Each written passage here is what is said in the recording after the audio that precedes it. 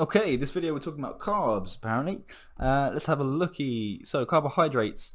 Carbs are primarily used as an energy source.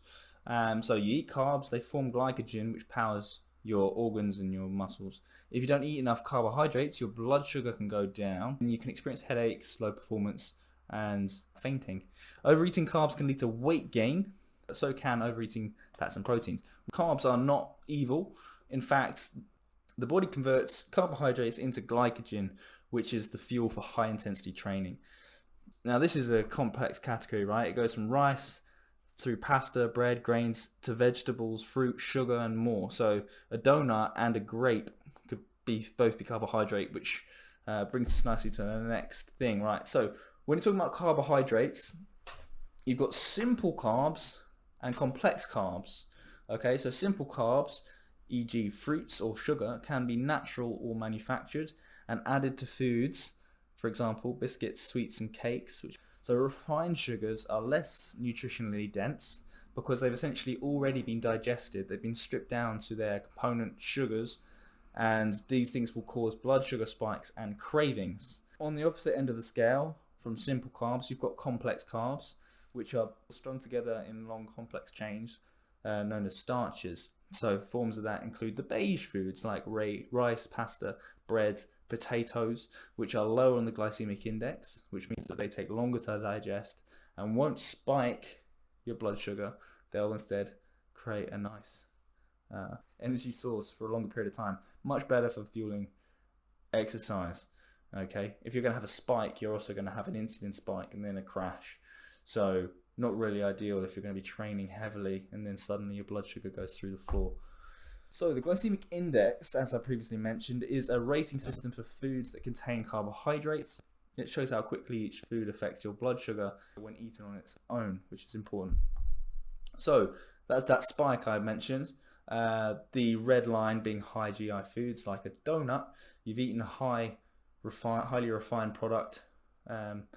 When I mean refined, like that donut's had all of the fiber stripped out of it.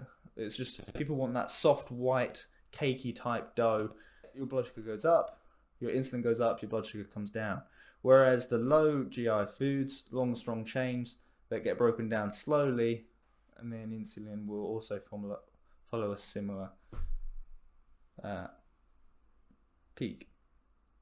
Okay, so high GI foods, as you would imagine, are very processed. Things like white rice, instant oatmeal, cornflakes, baked potato, white bread, corn, and then you've got some alternatives. For example, brown rice, whole oats, bran flakes, pasta, bulgur wheat, whole grain bread, peas or leafy greens.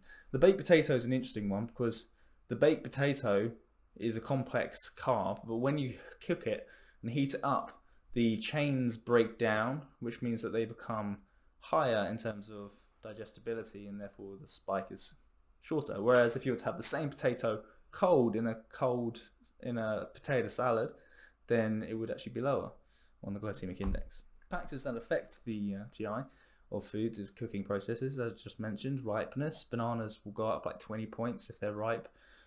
Fiber, so the donut has had its fiber stripped away. Food timing as well, like if I was just to eat just some donut on a separate day, I'd have the donuts, but in combination I'd have a whole balanced meal, so balanced in terms of fats, proteins, carbohydrates. Then my blood sugar won't go up so rapidly because my body will be also digesting fibers and fats and proteins.